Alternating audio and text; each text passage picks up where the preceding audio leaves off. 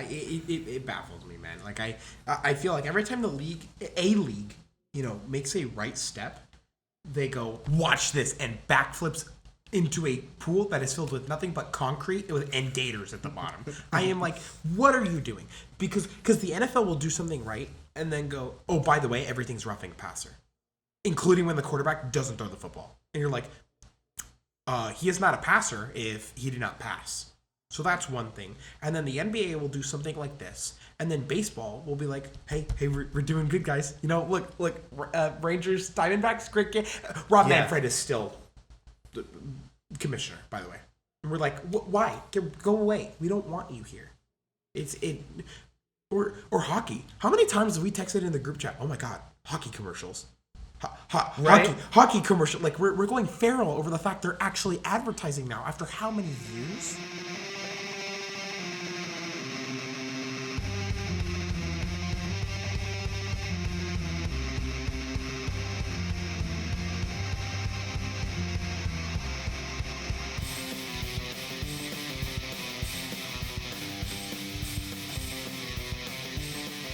Welcome back to the Four Score Sports Podcast, your play-by-play source. I am Christian, joined here with Spencer, Michael, and Nick. Brendan is out today. Today we'll be tackling three topics, some Raiders changes, the NBA in-season tournament, and the NHL season that is about 10% done, and the possible implementation of neck guards. Okay, so the Raiders, who have recently fired, what's his name? Josh McDaniels. Josh McDaniels, thank you. And has hired, what's his name? Antonio Pierce. Isn't he just in... Yeah, he's the interim head coach. He was the linebackers coach. Yeah, so they just take one of the position coaches and go, fuck you, you're now the coach. Right, okay. Mm-hmm. They did that. Who did they do that to when Fisher got fired for the Rams? I don't remember who. Because I remember he won a game and everybody went, "Oh my God!" Or wait, no, he didn't win a game. Or I don't. I'm actually gonna look it up real quick. What have I done? We're 30 seconds into this and I've already derailed it. Yeah, because we went 4-12 that year. It was John Fassel. I remember Fassel. Wasn't he like special teams coach? Yeah, he was a special teams. Yeah, exactly. So they just pick a positional coach and be like, "Fuck you, you're coach." Yeah, in hockey they pick up. It's usually the assistant coach. I feel like I talk more about the Rams on here than do the Raiders, but I grew up watching the Raiders, so they are also like my favorite team alongside the Rams. And being a Raiders fan since I was 8 or 9 years old has taught me one thing: never be optimistic, ever. Because the one time I was optimistic was 2016, and then Carr broke his leg. That being said, I can't help but be a little optimistic right now. Josh McDaniels was an awful head coach. And if you ask me, he should have been the one to leave after last season, not Carr. But that's a whole different thing I can go into. Look at McDaniels' track record as a coach. He was awful in Denver. As the Patriots' offensive coordinator, he was carried by Brady. And then once Brady went to New England, every Patriots fan was already calling for his head before, but was doing so even more. You mean Brady went to Tampa? Yeah. Yeah, you said he went to New England. Whatever. I get what you're saying. When Brady left the Patriots. When Brady left the Patriots, it became apparent that he was the reason for their success, not the Patriot way or whatever. So I was of course hesitant when he got hired as the Raiders head coach, and after last season wanted him gone. And Antonio Pierce, who was the linebackers coach, has taken over the head coaching position, and I know he's only coached one game as of so far, November 10th, and I know it was against the Giants, but I really like what happened this past Sunday, a 30-6 win, which is still impressive. Especially considering the last game, which was also the last game that McDaniels coached, was a loss to the one-win Chicago Bears against a quarterback who had never started in the NFL before. And I forget what his last start was. It was some random... like Colorado School of the Mines. Yeah, it was like some random college game. It was like some D3 backwoods. Yeah, and he ended up beating the Las Vegas Raiders. but yeah, and just like I don't know if any of y'all have been like keeping like track on this, but ever since so after that game, the Raiders held this like team meeting with everyone, and apparently what the report's saying is everyone was just ripping into McDaniels the whole time. The players, the other coaches, they were just ripping. Tore him. They like tore him a new asshole. It was, yeah. And that eventually ended up with McDaniels being fired alongside the general manager, which I fucking forget his name. Whoa, wait. You said this like a team meeting, like just the players meeting? Players, coaches, everyone. So they ripped McDaniels in front of McDaniels. Oh yeah, he was there. Oh good. It was like, yeah, it was bad. He was there, and everyone just tore him a new one. And then he got fired, and Antonio Pierce has taken over the position. Okay. The morale from the locker room, from the reports that have come out and the videos that I've seen, has skyrocketed since he was fired and since Pierce took over. And I was doing some research on Pierce. He is from Long Beach and grew up in the 80s, so that was when the Raiders were here. So he may or may not have been a Raiders fan growing up. I'm not sure, but just the morale in the locker room has skyrocketed since Pierce has come in, beating the Giants. Like, I honestly think if McDaniels was still the coach, we would have lost that game. And the first thing he did as the head coach was benching Jimmy G and putting in Aiden O'Connell, which I was advocating for since the start. Immediate changes that needed to be addressed. I was advocating for that since the start of the season because O'Connell was balling out in preseason. And, of course, O'Connell balled out against the Giants. This is a change that needed to be done after last season. And, again, I know it's only been one game, but I can't help but feel like a little tinge of optimism here. Because, like, Hunter Renfrow, who had gotten, like, almost 0 receptions this season, just has not been targeted. He, like, during an interview said something about not having to walk on eggshells anymore. And, like, Devontae Adams, there's a video. He was, like, fucking around with a teammate in the locker room. He was, like, said something to mock McDaniels. And, like, everyone is happy that he's gone, is what I'm trying to say. Okay. And, again, I know it's only been one game, but from what I've seen of Pierce and the post-game celebrations after that win, I'm hoping that they'll consider him for just a permanent head coaching position once the season is over, if things continue to trend the way that they are. Mm-hmm. Yeah, as a avid Raider hater, for the most part of my Niners life, because that's just how the Bay operated, it's very interesting to watch from an outside view how the Raiders are handling these situations. But I do agree. McDaniels did need to go. McDaniels was awful. I didn't like him on the Patriots. I honestly wonder how that Patriots team worked with both Matt Patricia and McDaniels. Brady. But Brady was gone. After. Yeah. It was even Mac Jones' rookie year. You've got a rookie quarterback, and he actually did decently, and you're like, oh my God, he's going to do great. And then Patricia got a head coaching job, and McDaniels got a head coaching job, and you both go, what the fuck? Like, genuinely. Personally, I know I might get, shit on a little bit saying this. I don't think Jimmy G was the entire problem. I think McDaniels was the biggest issue. But I definitely wonder how the team's going to go forward with O'Connell at QB, at least for the rest of the season. Because what does that mean for Jimmy's contract? That's what contract is he on? It was like a 3-year, $65, like $85 million, like some like decent money. Yeah, 3 years, He's being paid over $50 million. Mm-hmm. Yeah, 3 years, $72.75 million. It's because one, he's a vet. Two, he's like proven guaranteed money. No, not all of it's. Oh, I mean, not guaranteed, and like literally, but like has that tenure. Yes. Okay. So it's like because he's taken a team to the Super Bowl. Mm-hmm. He does, albeit as a backup, have Super Bowl rings. Right. He sat behind Brady for so long. Like a lot of that stuff is valued by coaches, regardless of. Some will say, he's a game manager, he's a system QB, yada yada yada. Yeah. A lot of that experience is still useful for those offenses and useful to have on the team. Mm-hmm. But so I don't think he was the entire problem, because I think having Jimmy G on that Raiders team still can prove value for both the whole team and for O'Connell, like for learning. But I genuinely do wonder with the Raiders schedule coming up if they can continue this Actually, win let me streak. pull up their schedule. Yeah, pull up the schedule because I mean the Giants are the Giants. Like, let's be real. Yeah. They have not been playing well. Daniel Jones is tore his ACL. He's out for the rest of the season. So it's just that team is not good, and it's really hard to use that as a benchmark for how good this team is gonna be. Mm-hmm. I mean, granted, you do have Max Crosby, Devontae Adams, Hunter Renfroe. I was gonna say Darren Waller, but I forgot he's not there anymore. Thanks. Shout out McDaniels. Shout out McDaniel for completely ruining that. But it is interesting to see them try and turn around where other teams have failed in that moment. So let's. I honestly wonder if they can continue that, like keep that ball rolling. So their schedule coming up, they're playing the Jets this Sunday night. That's gonna be a tough one. Maybe we'll see. That Jets defense is fucking nuts. Yeah. And then they play the Dolphins.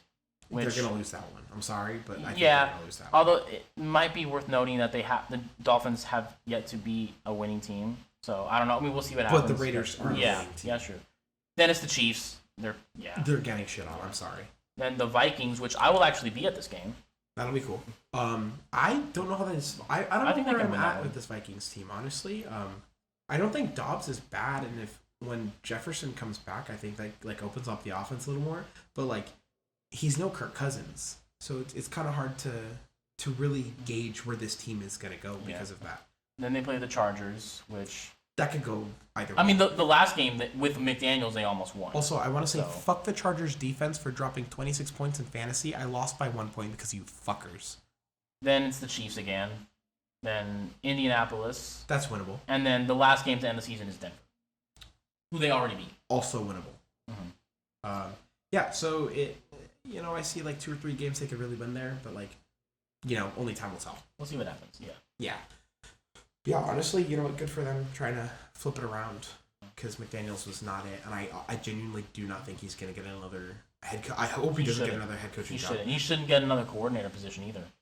Because he was awful in New England. But like, does he know any like positional work? I don't know, man. The players just didn't like him. So no, I know might not even just be like the energy just wasn't there. So I can't really. Yeah, good riddance.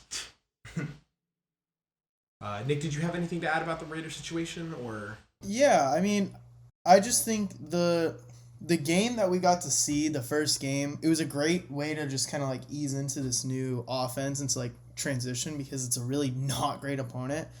So I was just kind of like looking at just the new abilities that kind of happens when you let your quarterback kind of just do whatever he wants, throw to whoever he wants. I mean, 8 receivers were able to get catches, so I feel like the offense has now been opened up, and I feel like there's so much more potential, and there is so much talent on that team. And kind of like what you were saying, Michael, like the morale goes up when all of the players are allowed to play at their full potential.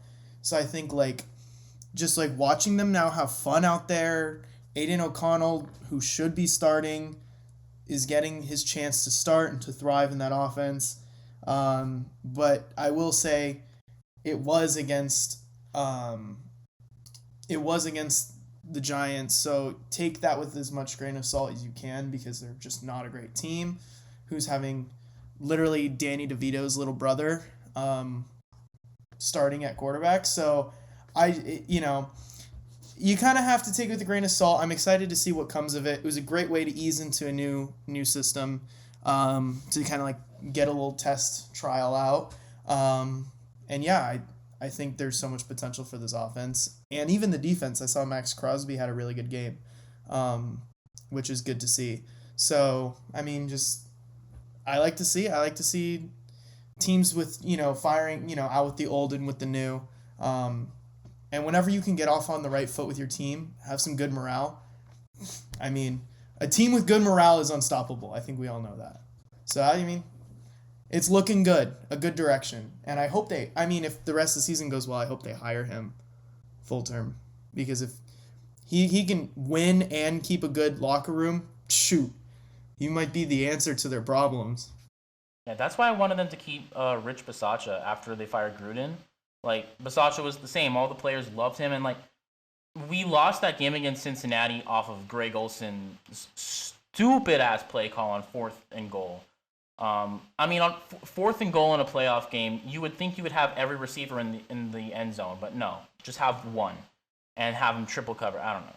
But anyways, like after that game, I remember reading Bisaccia wrote like handwritten letters to every player on the team, like starters, backup, bench warmers, everyone, just talking about like how much they're valued to the team and how they contributed to the season. And like I don't know why we let that guy go. The players loved him. He clearly loved them. Like, but yeah, hopefully if Pierce continues to do well, they consider him for to be the head coach moving forward. What's the Raiders' current record?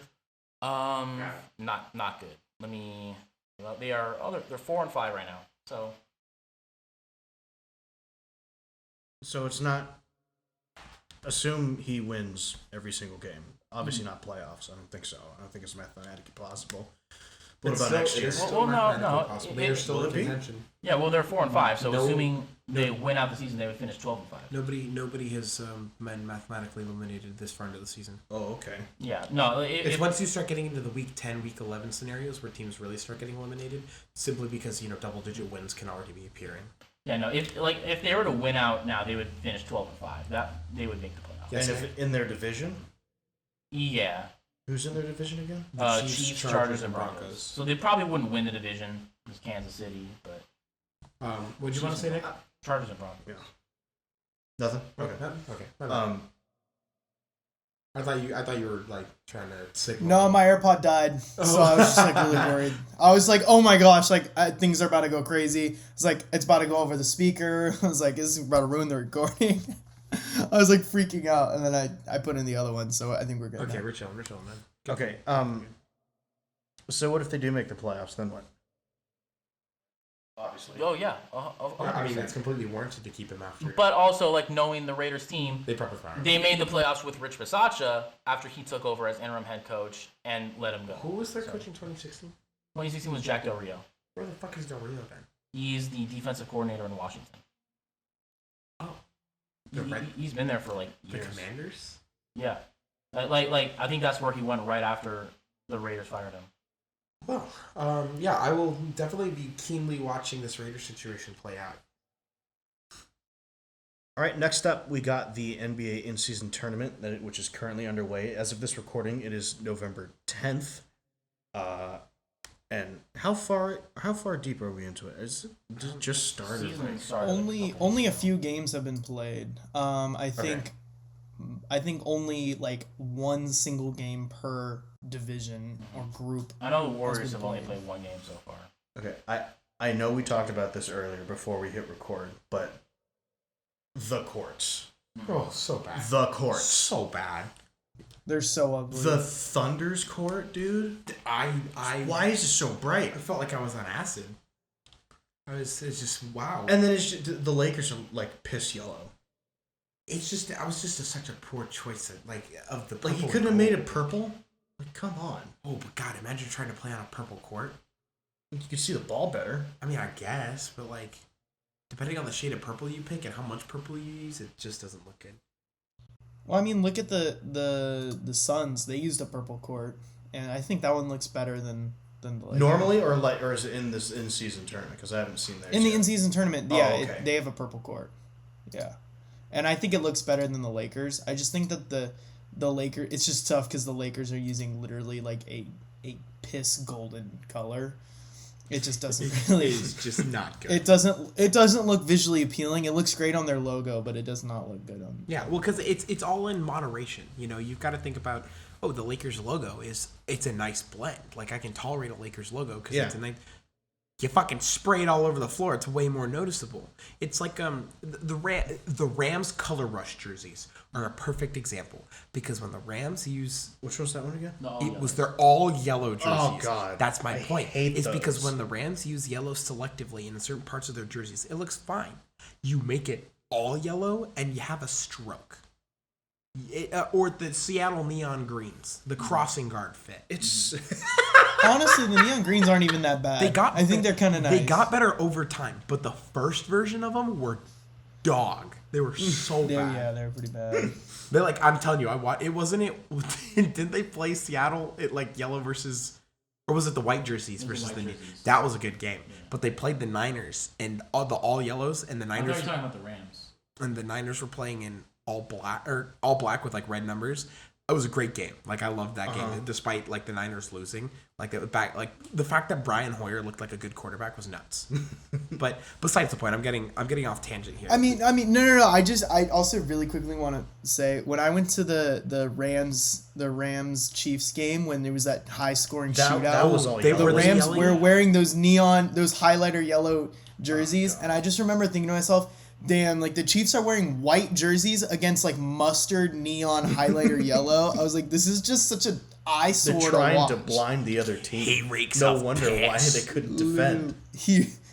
Literally, I was just like, what the hell? There were, but like there's also the I know, but like a score should not get that high. Or the, as I like to call it, the colorblind bowl was the red versus green. Oh my god, dude! See, I'm just saying, it's all like colors used in it's color theory. It's literally color theory. If you know anything about art, and it just in select amounts, colors look great. Yeah. But when you overuse them, they're garbage. So I think overusing colors like yellow and brown are. Yeah, exactly. Thinking about those two colors. Could you imagine the Browns if like the Browns made their field yellow or like brown, or they made all brown jerseys with no orange? Like, no, I would refuse to watch those games. But it's all the NBA really needs to step it up with both the jerseys and the courts, because a couple of years back, when they first did the city edition jerseys, they were so good because the Lakers had a Black Mamba tribute and it was all black jerseys with scales. Ooh. It was gorgeous, and they only brought them back for the remainder of 2020 after Kobe passed, and we won the finals that year, and like we played Game 5 in those jerseys. So cool. Yeah. And then all of a sudden they were like, oh, let's do throwback jerseys. And I'm like, okay, that's cool. So they did like a play on the old Minneapolis colors. Or like early, blue, right? It was the blue and white. Yeah, and I was like, that's cool. I'm cool with that. And now it's like they're going to the Showman jerseys again where it's the purple. And I'm like, okay, that's cool, but the font doesn't... Yeah, I'm not a fan of like diagonal I guess font. If you're trying to do the Hollywood sign, like it makes sense, but we ain't Hollywood. We're Los Angeles. We play on 7th and Figueroa. We're like just down the block. We're in like the heart of LA. We're not Hollywood. Yes, Nick. I mean, as you're going into these jerseys, I have very strong opinions on these jerseys. I think they just need to slow down. Like I saw a lot of people like they just need to slow down. They're releasing 32 jerseys every single year. Yeah, like 30 jerseys. Chill. Like it's just like y'all need to chill. Like they're getting worse, and like I said earlier in our group chat, I think when you have what baseball does, they release jerseys every year, but they only release 5 or 6 every year, and those 5 or 6 are really good quality jerseys, and that way you can really stretch out your release, and you can maximize your profits and still keep designs fresh and like really good.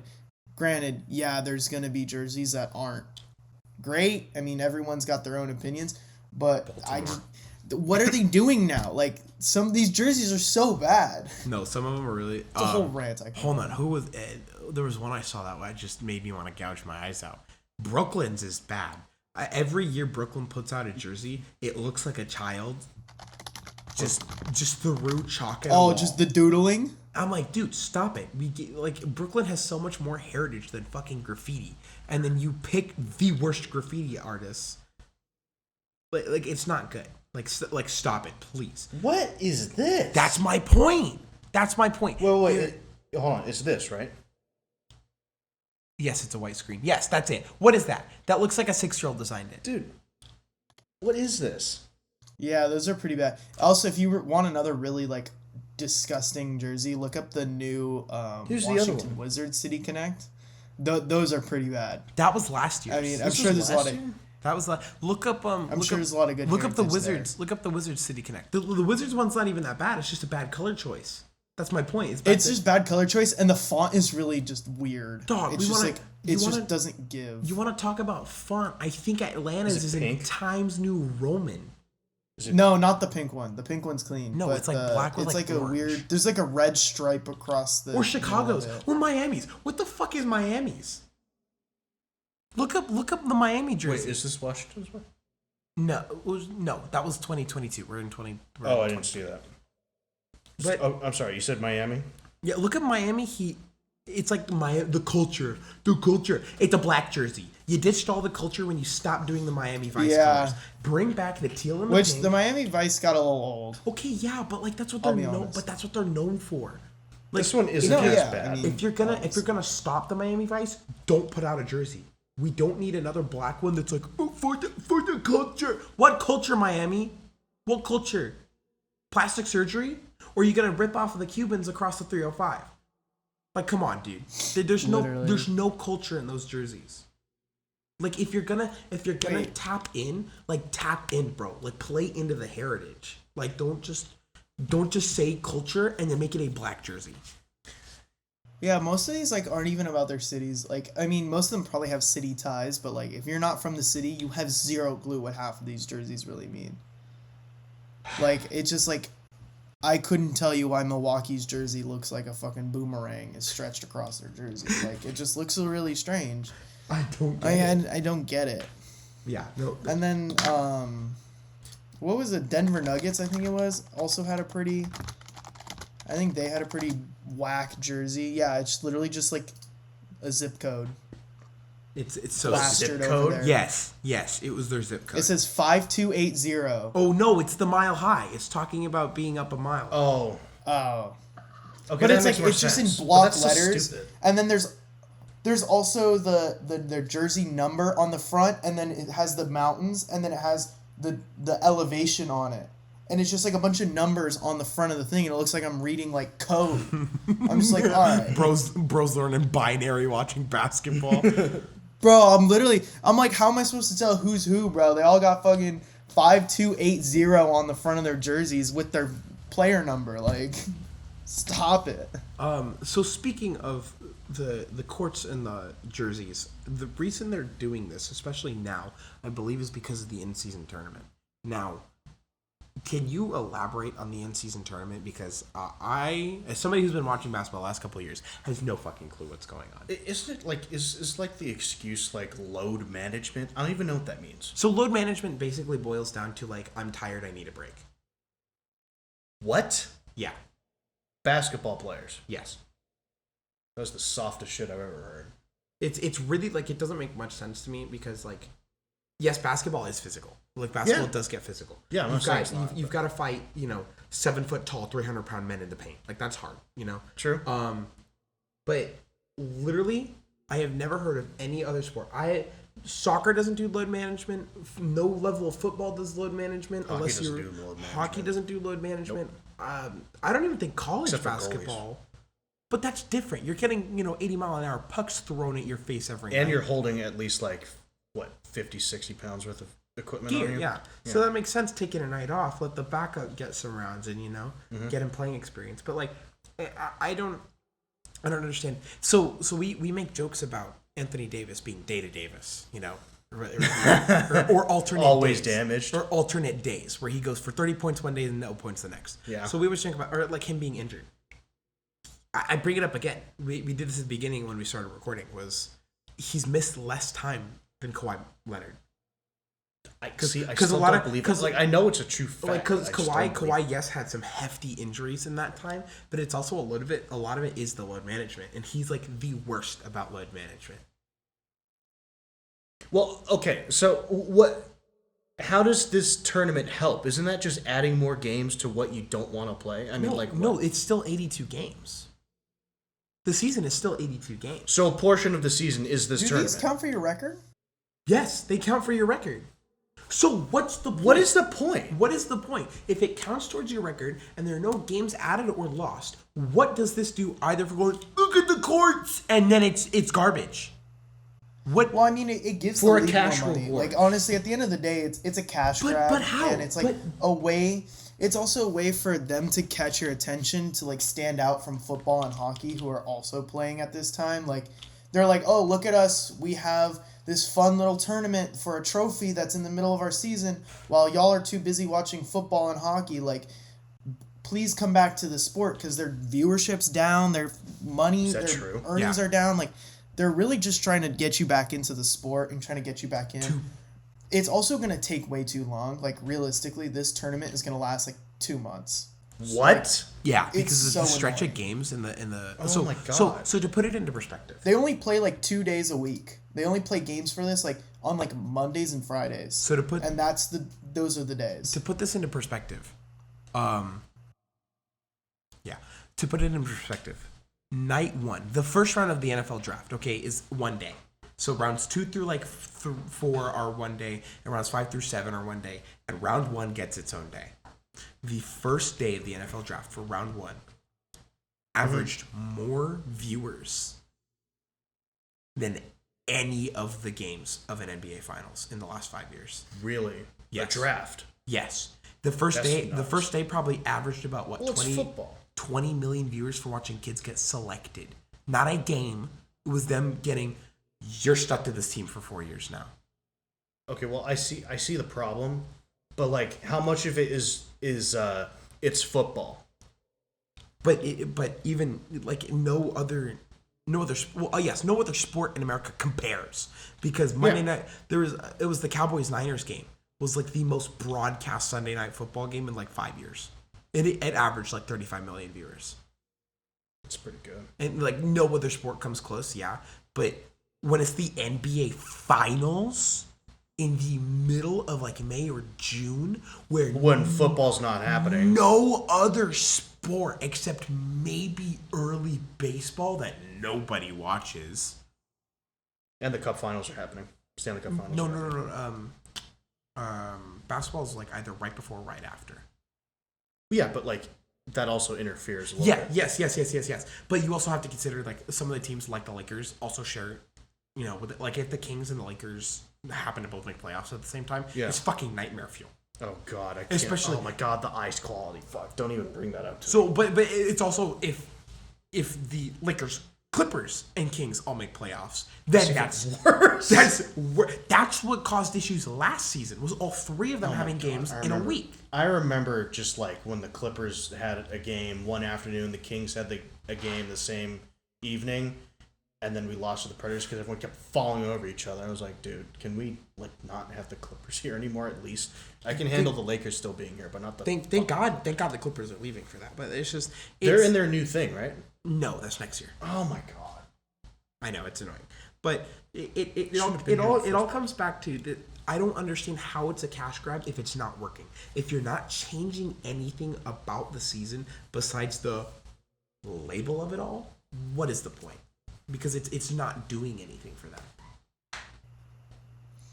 Well, also, the back to the viewership. I looked it up and I saw the most viewed NBA Finals was 1998 NBA Finals, where they had 29 million viewers, which is crazy.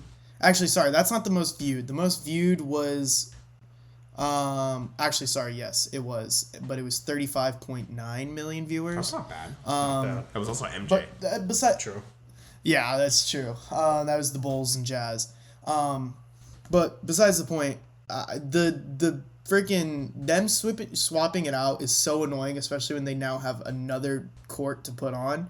My cousin used to work for the Lakers, and he used to tell me all the time, like, those crews, like a few times during the season, those crews would have to go like within the span of like a day, like on a Saturday, they'll go Lakers, Kings, Clippers, and just boom, boom, boom, changing it in like one day. So like whenever they do that, it's just like it's just so annoying, and like this tournament's making it worse because now there's new wood that has to go on. They have to just redo everything, and it's just really freaking annoying, and the Clippers just need to leave. Get out! So the actual original Los Angeles team can be, in there for longer. So, but yeah, it's just, I don't know why they did this, because it's not, nobody's going to the games either. Like, I was looking up tickets because I wanted to go to a Spurs game because I just want to go see some basketball. I was looking up Spurs tickets, and I was like, the cheapest game by like a landslide was the in-season tournament. Is like, nobody's going to these games, nobody's watching these games. I went to a Philly restaurant tonight, and I was gonna try to catch some of the Sixers game. They didn't even have the game on. they usually have the game on. So I was like, what? Why don't y'all have it on? They're like, it's college basketball is like what's more popular right now. Like nobody wants to watch this in-season tournament. So it's like college ball's really nobody wants to watch this. Like people are choosing college basketball from a state, like a team that nobody knows about. We were watching like Davidson versus Maryland over the Philadelphia 76ers. Like, see, it just, I don't know. It's probably driving people away from the game. And I called this from the beginning that this would happen. It's just so annoying. Like, what are we doing? Like, really, what's going on here? It baffles me, man. Like, I feel like every time a league, makes a right step, they go, watch this, and backflips into a pool that is filled with nothing but concrete and gators at the bottom. I am like, what are you doing? Because the NFL will do something right and then go, oh, by the way, everything's roughing a passer, including when the quarterback doesn't throw the football. And you're like, he is not a passer if he did not pass. So that's one thing. And then the NBA will do something like this. And then baseball will be like, hey, we're doing good, guys. You know, look, Rangers, Diamondbacks, great game. Rob Manfred is still the commissioner, by the way. And we're like, why? Go away. We don't want you here. Or hockey. How many times have we texted in the group chat? Oh my God, hockey commercials. Right? Hockey commercial. Like we're going feral over the fact they're actually advertising now after how many years? Bettman's been in the league since what, What, 95? the 90s? Yeah. He took over in 94. And fun thing, just something you can call this coincidental or not. When Bettman took over, no Canadian team has ever won a cup since. Good. Canada needed to be put in their place. But, well, like, you know, hockey's just like cruising, doing their own thing, slowly gaining more popularity, and yeah, making that ESPN deal. But I mean, like, hockey still fills stadiums. Like, every time I go to a Kings game, that bitch is full. Like, Crypto, or Staples, depending on what you want to call it, is full every time I go. Mm-hmm. The only time it wasn't full was we were playing the Coyotes, and we blew a 5-1 lead. And went into shootouts. That was also a weekday. True, and I did go by myself, so I didn't have anybody with me. However, people left in droves. I have many things to say about the Kings fan base. I also at some point want to address the fucking people who show up in the third period or leave in the first and come back in the third. Remember those people that when we went to the season opener this year? Yeah, they just showed up in our seats. I was like, hi, I paid for these hoes. Like, what? That's just what happens in LA, though. That happens at all the sports. I mean, I've seen it at That's Rams the first time games, it's happened to me. I'm going to be honest. That's the first time that's happened to me. Well, I also usually sit in those 100s bowls where all these like rich people just buy tickets for status, take pictures, and then dip. Yeah. So it's like that's like the place I sit. So I see that more often, but I see it so many times at those Rams games. Literally, I just sit there with nobody in front of me, like, oh, cool, nobody bought these seats. And then here comes, like, these, like, extremely rich people just come sit in the row, and they'll, like, watch, like, maybe a drive, and they'll be like, all right, time to go to our super suite, or, like, this super extremely exclusive club, and then they go network the rest of the game. But, like, this is the first time, like, in a 300 section I've dealt with anything like this. Yeah, that was a 300 section, like, we were in the, like, 320. The Roy lady. You were in the boonies. We were in 320. We were, like, I've never seen anything like that. It blew my mind. And so I want to know where American sports leagues have their head at. Because you bring up Europe, and Europe fans are diehard. I don't care how bad like Man United is or Bayern or PSG. Those dudes still sell out. Forget European. You've seen Moroccan basketball. Shit looks like have you seen Eastern European basketball? Oh God. Where Jokic is from? There are fireworks being set off in the crowds. It looks like they're ridiculous. It's crazy. It's a fever dream. Or rugby in Oceania. Australia. Australia and New Zealand. New Zealand and Australia is crazy. I watched a game against Japan and New Zealand. And New Zealand did a haka, if you know what a haka is. A what? It is a tribal... What'd you call me? It is a tribal war dance. It's a Polynesian thing. It is... Listen, I don't get scared easily.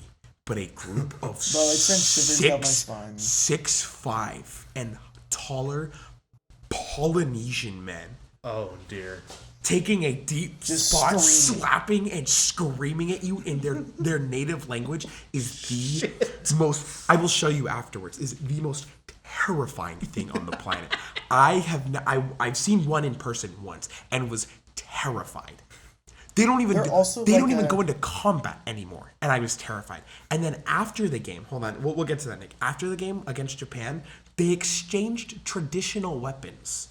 So the Japanese gifted them a katana, and the New Zealanders gave them, or the Kiwis I should call them, gave them like an old, like, I don't want to say Maori because that might be like, you know, wrong because I don't know the subcultures of Polynesia and Oceania. Yeah. It was an axe.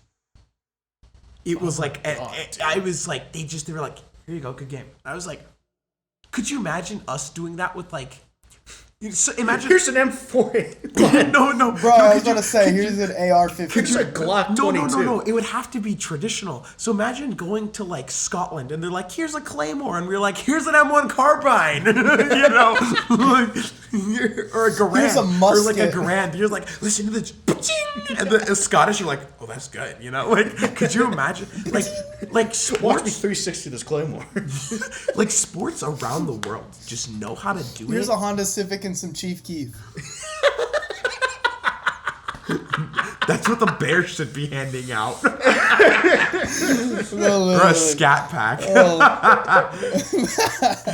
But no, bro. But those hakas are scary, and they don't do it just for like war, like competitive stuff. They do it for like respect too. Like I've seen so many videos of like people coming home from like long like trips away, or like sometimes like somebody will just like get released from the hospital or something, and they'll do it as like a sign of respect too. There's like multiple different meanings behind it, which I think is really cool. No, they're sick. Like they genuinely, like people are like, this is so corny. I'm like, you have no idea what you're talking about. Like genuinely, like lobotomize yourself because you have ceased to own an opinion after what you just said. Right. But it's like it begs the question, like, what is America, the inventor of some of these sports? Yep. What are we doing wrong? Because we invented baseball. To a degree, we invented football. So, like, why are countries like Japan and Germany getting more turned for baseball and football than the homegrown states? Like, yeah, I get it. We see it every year. We see it every week. But there's no way. 162 games.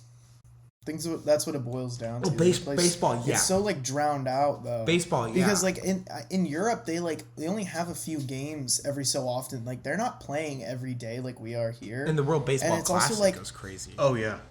Yeah, and it's also not as expensive to go to games because you go to a game here. Like if I go to the Dodger Stadium, literally one game out of 162 games, $100. I'm spending over $200 on tickets, parking, food, drinks. Like the entire experience is costing me like $200, and I'm like, why did I just go? I just got robbed. And they just made the game shorter with the pitch clock too, so you got to think about exactly. That. So it's just like they're kind of killing the game by just making these changes and like making it cost so much. And also the NFL, the Sunday ticket costs literally like $500 for the season. Oh my God. Like you're making it so nobody can watch the game. Wait, say that again? Wait, so you wonder why viewership's lower. So Sunday ticket is like $500. Is that like for 18 games or 18 weeks? Sunday ticket is that like its own cable channel? No, it's YouTube TV now. Oh my God, dude! I don't understand the transition to streaming. Streaming is like. So think about it. The delay and the quality. So think is about awful. Think about it. YouTube TV, Amazon Prime. Gross. Like why? But. And one thing the NFL has done right, and I will die on this hill alone if I have to. The Nickelodeon games are some of the best football I have seen in years. That's not what he wanted to cook. That's my point. That's my point. It's the fact that there was a playoff game. It was Cowboys-Niners, a historical matchup of juggernauts in the NFL. And you had SpongeBob as one of the commentators. And then it's free. Fucking It's young priceless. Sheldon explaining the penalties. or Literally. or for one of the games in London on Toy Disney, Story, right? on Disney Plus, they animated it completely like a Toy Story movie. I was like, that's brilliant. There might be a delay a little bit, but Yeah. I'm willing to sacrifice a delay at 6 a.m. to watch Woody just take Buzz's ankles. Like I would genuinely pay for that. That I feel like is just a watch Slinky Dog just wrap someone. Slinky was the first down marker. I was like, That's perfect. that's genius. That's Jesus. priceless. I was like, this is how you get a new audience to football. This is how you get the young audience to football. This is great. This is how you do it. And then Watching Rex truck some fucking cornerback. Hey, that's my point. And then you go, oh, YouTube TV. Okay, yeah, the younger generation, YouTube. That's a great grappling hook. And then you make it $500. See, like, here's this awesome idea that we had where we animate everything into like this nice reality of like Disney movies. Now give me your here's the real experience. It's $5,000. Give me your kidney.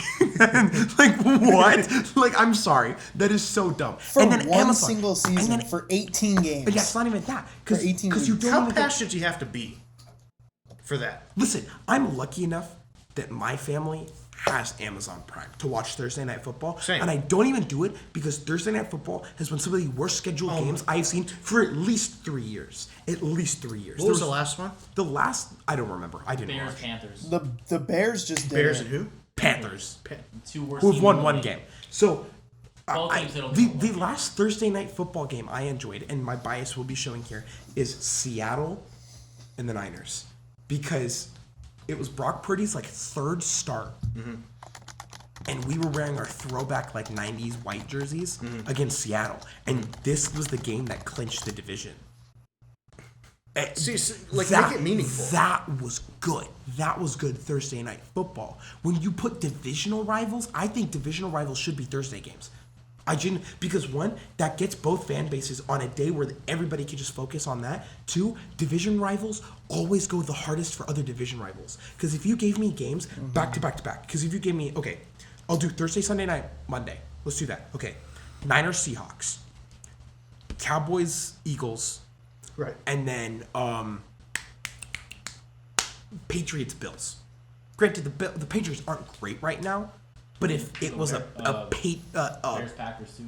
or Bears, Packers, even if the Bears are dog shit and the Packers aren't great, the division, like the history Honestly, there- Vikings Packers. But that would be a good one That would too. be better. I would take that. They're probably better. Or you could do like another. Lions Packers even.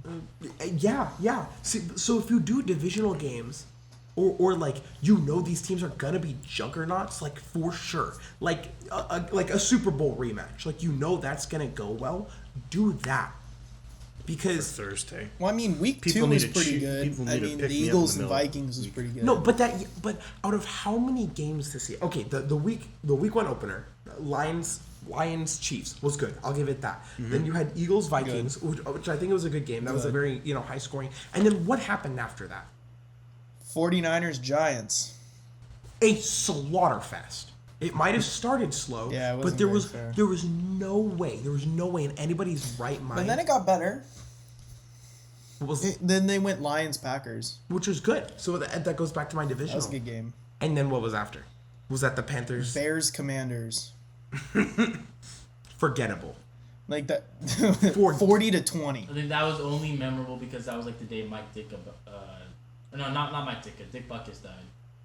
A lot of dicks in the Bears name nomenclature. And then week 6 was Broncos and Chiefs. Dicka.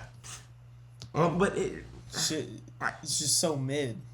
it's just that It fell off so hard. They kill themselves with scheduling. They kill themselves with money. Let's make jerseys expensive. Like jerseys have I've noticed like jerseys have gotten more and more expensive. Granted, they're not hockey jersey expensive because last time I wanted to buy a Quick jersey when he was still on the Kings or a Fiala jersey, Quick has that legacy attached to that jersey. my wallet still cried at the fact that I wanted a goalie jersey. I felt it weep as I opened. Yeah, the goalie jerseys are wasn't it like stupid. $200-$300 or something like that? Well, See, the jerseys some- are usually 170. 170 That's to usually what 250. That's expensive. I'm complaining about the NFL jerseys being $130. They used to be under $100. I don't think. It's true. Why are I- basketball yeah. jerseys getting to $100? They're It is a colored tank wife top. beaters. They are literally colored wife beaters. My Joel Embiid jersey was literally like $50 though. So I mean, I can't complain. Where did you get it, though? And I got it off Fanatics. I got it off Okay, well, Fanatics. Fanatics makes terrible shit. Oh my! I have something. I mean, to show yeah, you. Fanatics is terrible shit. Oh, we could literally go on forever about Fanatics. but- The jersey that I made, the Zubacorn jersey with the 37 on the back, it feels like, and it's a hockey jersey.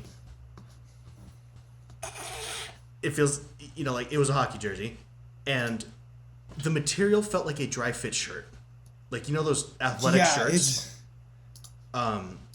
not particularly great. Yeah.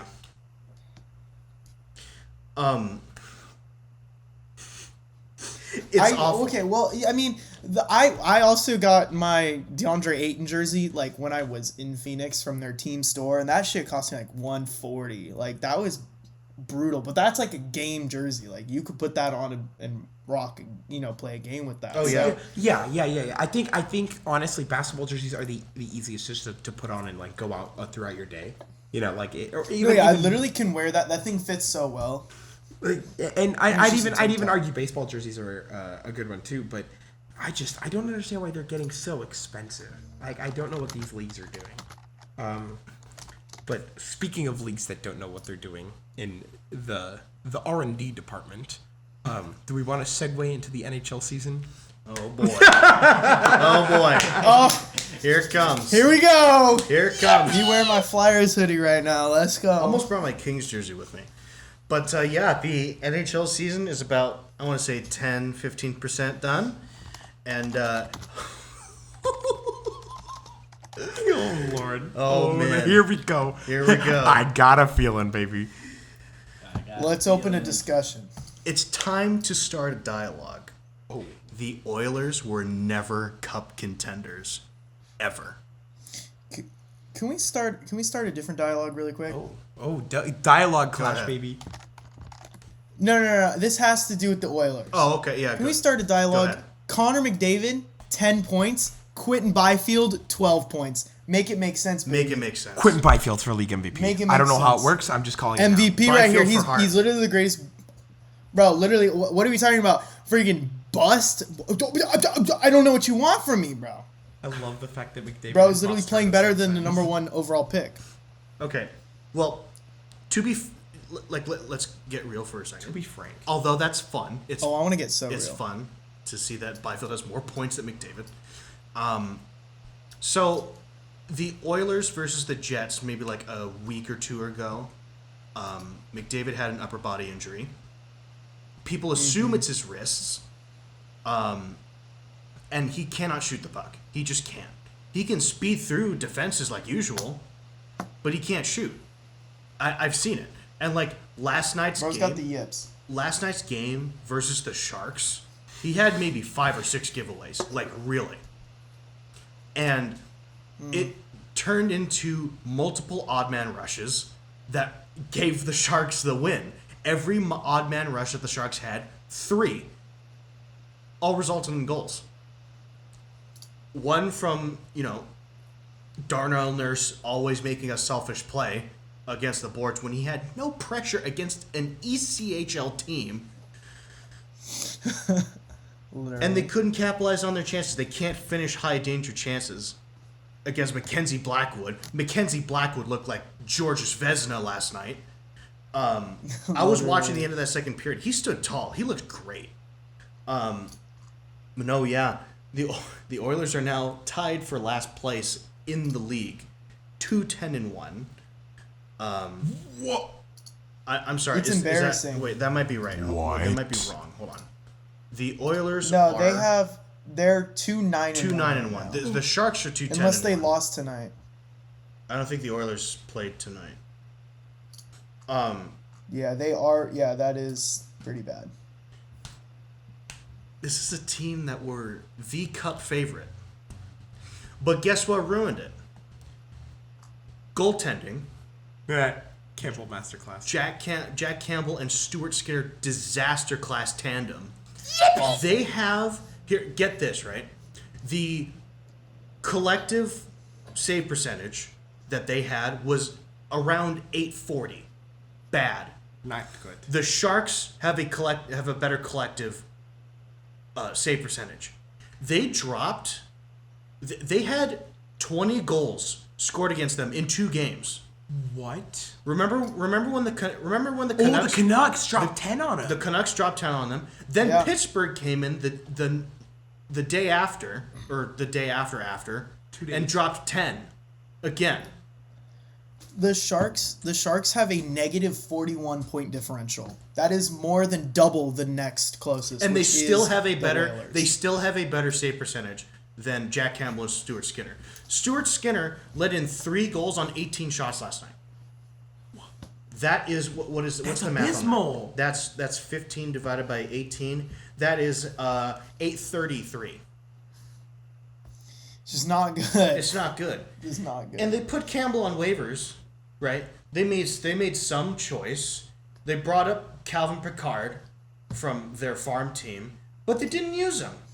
Because let's try and give Stuart Skinner some confidence. Let's try and get this. Let's get Skinner some confidence. Let's have him start against the worst team in the league. And what could go wrong? And the thing that they did is that they played McDavid and Draisaitl on the same line. That usually does not happen. Interesting. You are going with the nuclear usually play option against the San Jose Sharks. They hit the big red button and lost. And lost like pretty embarrassingly. I'm surprised Edmonton hasn't burned down yet. Literally. I think they burned down. I think they burned down just if they lose to like the Ducks, I think they burned down. I'm gonna say it. Bedard is better than McDavid. In a couple years that will be true. Damn. Okay, but That will definitely be true. I just had it. Purple. What was I just thinking about? I'm drawing a blank. Are we talking about the Oilers still? Huge blank. Nuclear. Oh yes, thank you. Nuclear warhead option. Okay. Nick, you got to help me out on this, okay? Yeah. Is it warranted? Okay, who do you fire first? Ken Holland or Jay Woodcroft? Both. Both. I think you do it at the same fire time. Well, you can't both? do it at the same time. I don't You even fire know who they both are. at some point. Okay. I remember. Do you see the clip where I think Jay Woodcroft like leaned over to somebody? I don't remember who he's talking to. He's like, "Yeah, time to blow it up." Like it's over. He's like, "It's done." Yeah, that. Like I don't know what's. I think Jay Woodcroft has to be the first one to go because naturally that's who you fire. Like I think you fire your head coach. Yeah. But like Jay Woodcroft was like he came in and replaced Dave Tippett 3 years ago, or was 2-3 years ago, and he propelled but, that like, team to like great heights. Sure, they got swept by the Avs. yeah, but I think the great heights is Stanley Cup. I think with that team you want to not win a Stanley Cup, but at least make the finals. They didn't really particularly get close to that. Yeah. So I don't know. Like I think you have to maybe you just got to attribute it to maybe like they started really slow. Like maybe they just need to have time to click. Yeah.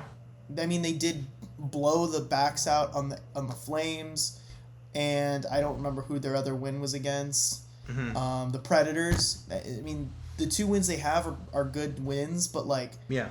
I just also think maybe you just give it a second. You say maybe we just tank for a season, but like that's it. It's just really hard to tell because this team is such a championship contender team when they're all playing at their best. Yeah. When they're all just clicking. So it's just like, is it the coaching or is this team just not? inspired to do anything. And then you go, well, maybe you look at the goaltending. If the goaltending's there, they win. They're probably 500 right now. Like, realistically. Like, if the goaltender's consistent, they're winning games. So... Right.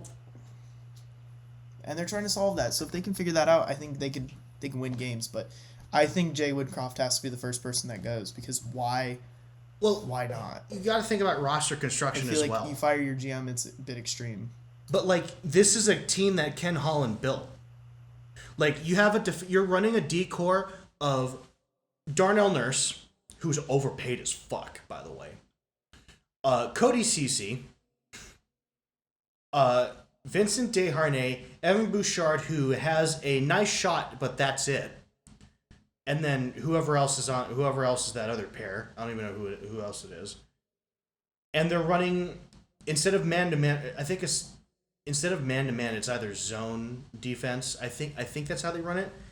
And it's just so lethargic looking. Like, when you're watching and you see the eye test, it sucks. But also, like, when you have a locker room,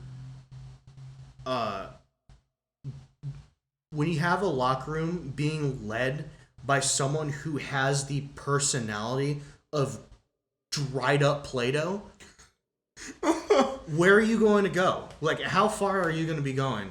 With an assistant captain who gets pissed off all the time, like, being asked questions.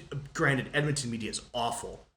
And I'm talking about Leon Draisaitl being a piece of shit.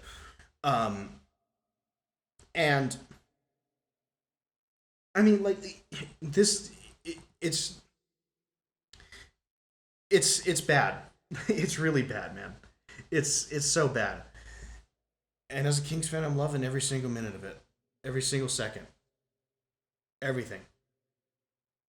It's listen, I might not be in tune with the National League of Hockey.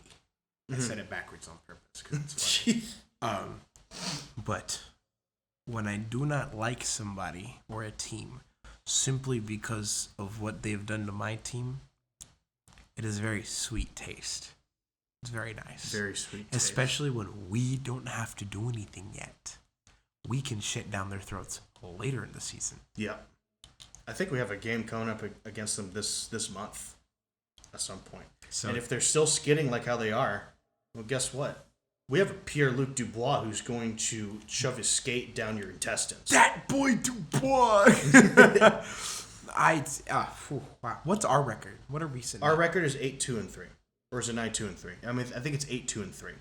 Last night we lost. Is 3 ties or overtime losses? Overtime losses. Okay. So, and overtime losses are 1 point each. A win is 2 points in the standings. Yes. Talking about standings. Yes. We lost last night against Pittsburgh on the second half of a back-to-back when we just came in from Vegas, too. So 3 out of 4 possible points in 2 days in a row. That's good. And we just came off a 4-game winning streak on the road.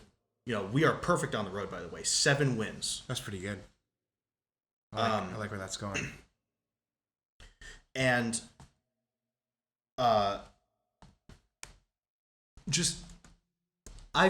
I like how we're rolling all lines right now, all 4 lines, because you got Kopitar, Byfield, Kempe, and it looks like Byfield's having his breakout year. You know, he had 3 assists one night on Halloween against the Leafs. You got that second line in Danault, Moore, and Kaliev. Fantastic line. You know, Danault is really good defensively. And that third line with so much talent, Dubois, Fiala, and Laferriere. He needs to keep shooting and getting his chances, and he's golden. He's great. I don't know if he'll win the Calder, but he's fantastic. Calder's like Rookie of the Year. Yeah. I have a feeling because I think hockey's the only sport where I know that every award has a name behind it, or at least addressed. Mm-hmm. Because, the only thing I can think of is the Walter Payton Man of the Year. Okay. Yeah. So Man of the Year is one thing. Rookie of the Year doesn't have a title like that. MVP doesn't have a title like that. Comeback Player of the Year should be the Alex Smith Comeback Player of the Year. I wouldn't even go that far. Really? I mean, you almost had his leg in. Yes, true. Well, that did happen. I think. Or the DeMar Hamlin. No, he doesn't deserve it. I'm sorry. I will pick that rant another day. DeMar Hamlin has not done. He's not good. We'll go there another day. But I hate to hit on a man who came literally, had his heart stopped on a field, but I don't see that. Anyways, besides the point, Alex Smith I do has a case behind it, but I feel like there are other comeback player of the years in past years who have deserved it.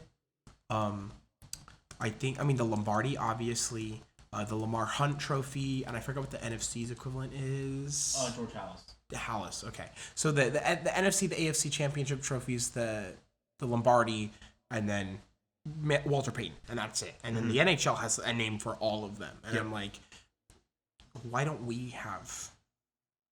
You have the Hart, the Calder, the Rocket Richard, George Vezina, William M. Jennings Trophy. What else you got? King Clancy, and the Ted Lindsay Award, stuff like that. And those are not.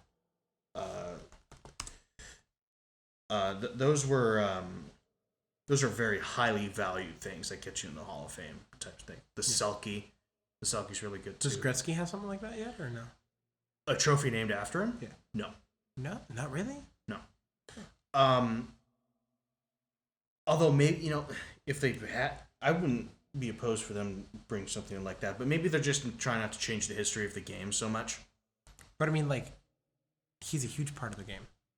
True, but in the early days of hockey, you had George Vezina, Jack Adams, stuff like that. So it's kind of just cemented in there. I don't know what the rules are, but yeah. But I'm just saying that every generation's gonna have greats. Every generation will, have their people.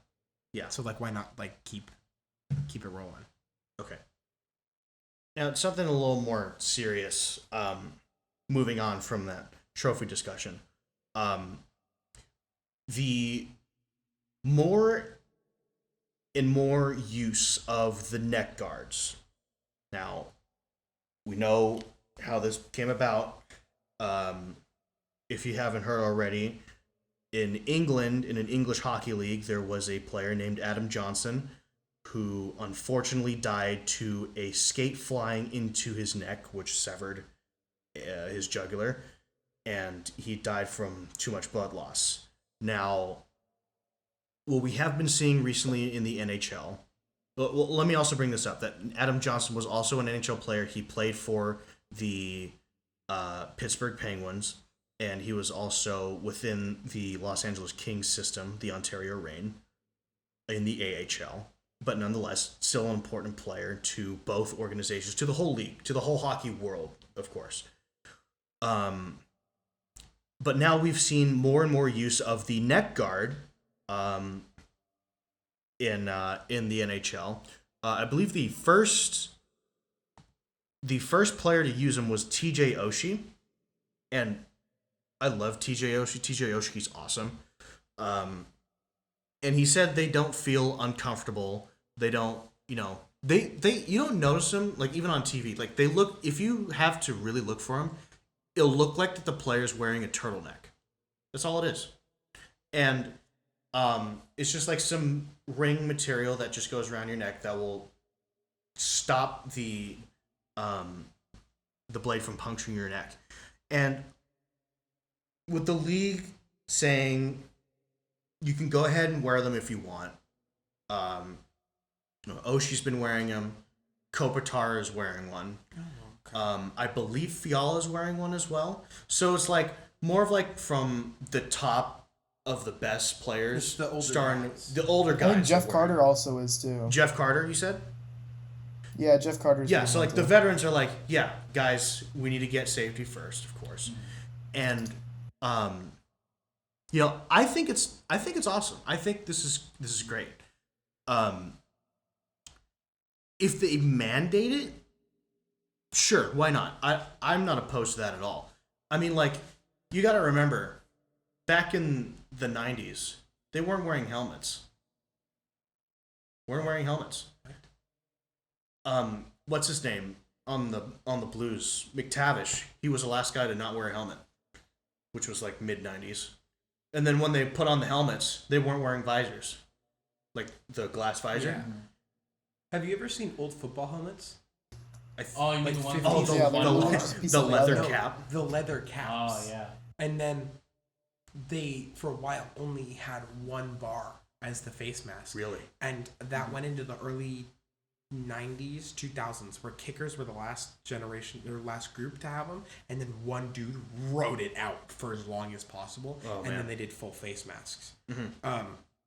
And then another great example of safety I want to bring up. I know you guys aren't into motorsports, but in F1, they recently, as far back as 2018, introduced something called the Halo.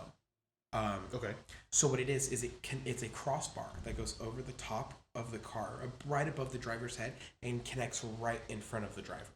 Now I can pull up pictures right now. Show you the difference. Like, does it stop their head? Like if they get into like a no, it's if their car flips or another car comes barreling on top of them. It's sturdy enough to where it doesn't decapitate the driver. Oh. Because these are several thousand-pound cars. Yeah. At least 1,700 pounds going at top speeds of 230 miles an hour. Right. There's one incident in 2020. It was the first race of the year. Yeah. Romain Grosjean, turn 1, goes into a barrier. Would have decapitated him. His car split in half and then caught on fire. Oh, shit. I do remember this. 2021, Lewis Hamilton almost got his head taken off by Max Verstappen's car going on top of him, and that would have had a wheel just straight into the top of Hamilton's head. 2021 or 2022, Yuki Tsunoda flipped his car, and it scraped the entire time where the halo was. So it protected him. Yeah, it like I'm telling you, you watch old 90s F1 races. If you go far back, 60s, 70s, 80s, you would average a driver or two death a year. Oh my god. Up until I want to say like the 90s, early 2000s. And then obviously like car safety got better. And then car safety is at its best now with the Halo. They tried doing like IndyCar does something where they've got like windscreens and it's kind of worked. But the F1 Halo is just, drivers were like, it's in the way. It's like, at first they were like, you really can't see past it. And after a year they got used to it.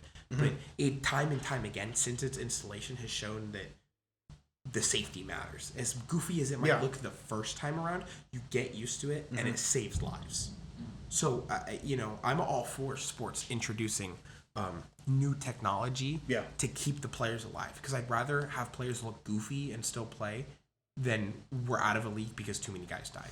Okay, but like, I know you guys talked about this. What about those weird looking football helmets? I don't mind them all that much. I think they look kind of goofy, but I'd rather, my star players have less of a chance of getting a concussion or listening. What helmets are we talking So about? they're kind of oblong. If you've watched a Niners game this year, both George Kittle and Nick Bosa have them. The forehead kind of protrudes a little more.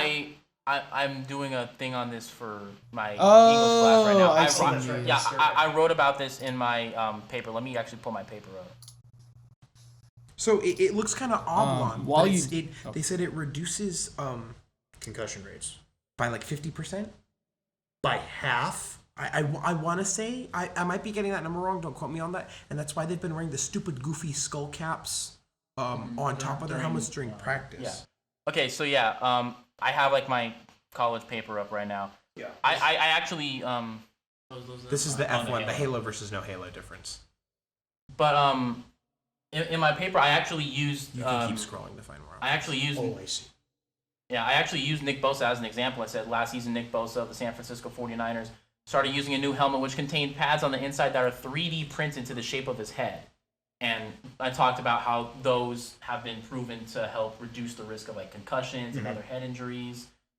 Like, I know we're talking about hockey, but as far as the NHL goes, as far as the NFL goes, I would be like in favor of like those helmets being used for like maybe not every player because like a kicker has way less of a chance of having a concussion than like a running back. Defensive lines. Yeah. The ones that experience the most contact. Exactly. The position that statistically has the most concussions are linebackers. Mm-hmm. Yeah, so like I would be in favor of like mandating those type of helmets for like those kind of players, for example. Yeah, so I'm all for leagues taking the step to make their players safe. It's just evolution of player safety, if anything. Yeah, because I've noticed goalies kind of have a neck guard too. It's the plastic one. Yeah, that plastic one that hangs, kind of dangles from the thing. Yeah. Although So it may not look very protective. was that from the previous incident with a goalie having his throat cut, or was that just because pucks were being launched at their throats at 80 miles an hour? It was probably the pucks, but I could see an argument for both. Yeah, that's what I first thought of. So I thought that's when you said neck guards, that's what it first looked like.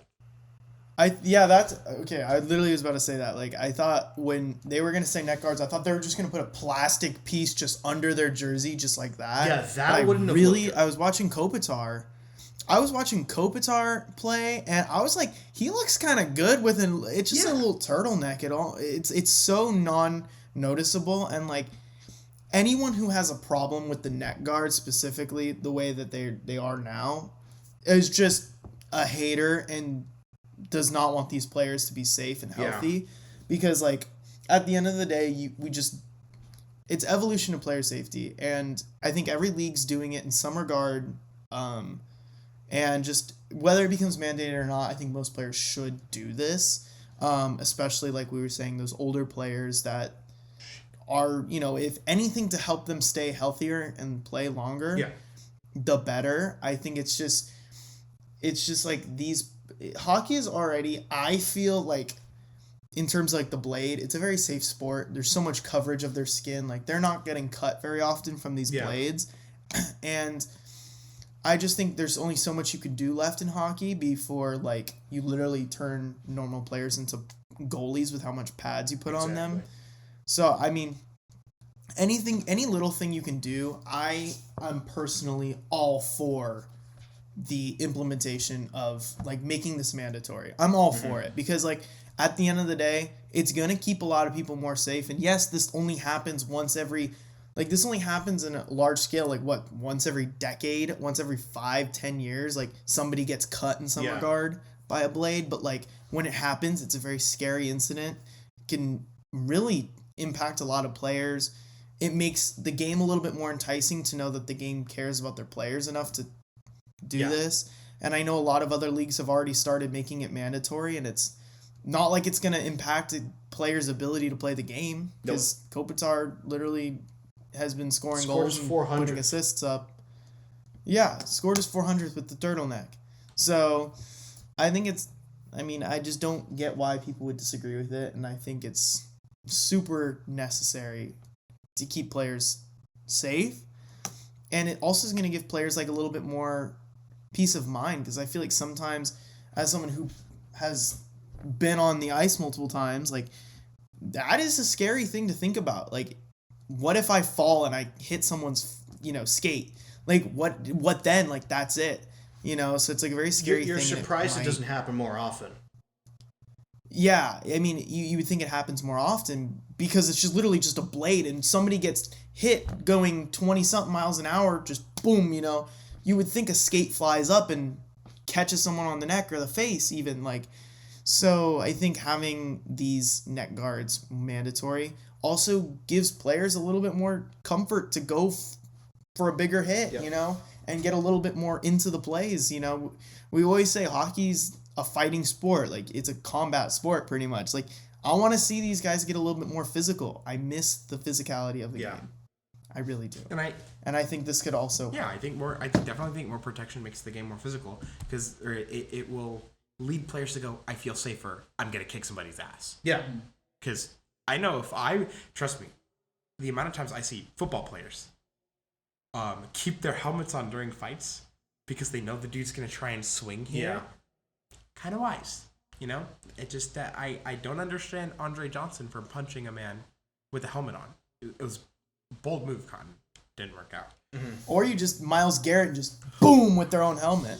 Yeah, that was ridiculous. That was tough. That was ridiculous. But I think if I felt more safe, I'd be willing to start more conflict. And I think that's what the league needs. I think that'd be fun. The hockey thrives on fights, in my opinion. It's the only league I see where it's allowed to happen. I want more goalie fights. if the refs will let it happen. What Bren was just talking about. I will start one if I have to. I need more goalie fights. Yeah, those like 2010s goalie fights were crazy. If you rob me of another instance like Copley and Gibson, I will burn down a food kitchen. I don't know. Like I just need goalie fights, please. Chill out there, bud. Whoa. Kitchen? Nah, that's too far, man. Nah. I was trying to go something down the list that didn't make me sound like a horrid human being. Honda Center? Is that... No. I just missed Tim Thomas. I think that's just at the end. You got. Here's something you need to know. Cam Talbot has fought. He fought Mike Smith. You remember Mike Smith? Oilers goaltender. Remember like when he shot it up the slot trying to play the puck, and then he kind of sprawled in front of Can I get a date? 2022 playoffs. What team was Talbot? Talbot was a Senator back then. Okay, that's probably why I don't remember it. Well, yeah, no, you wouldn't know the Talbot Smith fight, but like Talbot was a Flame at that point. But yeah, Cam Talbot has fought. Who else has fought? Are there any goalies that have fought other than Talbot? Didn't Copley fight? Copley and Gibson were about They to tried get into to, it. but then the linesman didn't let it happen. Oh, remember? okay. What else? I know Tim Thomas used to get into some gnarly fights. What was it? Ray Emery and that other Washington goaltender back in like 2013. I don't know. It was just like I'm just trying to bring up like goalies that fight or would fight. Jordan Binnington. Oh my god. Are you talking about Braden Holtby? Was it Braden Holtby? I don't remember if it was Braden Holtby. I mean, I know I thought they fought. Holtby and Emery, you might be correct. Yeah, but I miss just watching those guys just skate across. Like, it was the most crazy thing. You just see, like, Corey Schneider just rolling across the freaking ice and just ready to rock somebody's those old highlights of Wings Avs of Vernon and and Waugh. I've showed you that, right? Yeah, I think so. Anytime you see Waugh just line up, it's over. Oh my god. I really wish we grew up watching 90s hockey. I really wish we did. But no, yeah, like the 90s and early 2000s was good. Yeah. You know, the 2010s. I just miss when like you'd have like 5 fights at the same time. Yeah, Donnybrooks. Or yeah. You remember that New Jersey versus New York game like a couple of years ago where they all fought? Yes. Like we need more of that. Yeah, like literally benches clear. Yeah. Bench clearing. I miss those. I used to watch those all the time. The bench clearing NHL fights. Flyers Pens 2012. That shit was gnarly. Oh. That shit was gnarly. Games and like just like anytime the Bruins and Canadians play, just that was good too. Something crazy's going on. Okay, well, that will wrap it up here for us at Fourscore Sports, your play-by-play source. Again, I'm Christian, joined with Spencer, Michael, and Nick. Brendan is out today, but he will join us again soon. And thank you for listening, and we hope you have a good rest of your day. Thanks.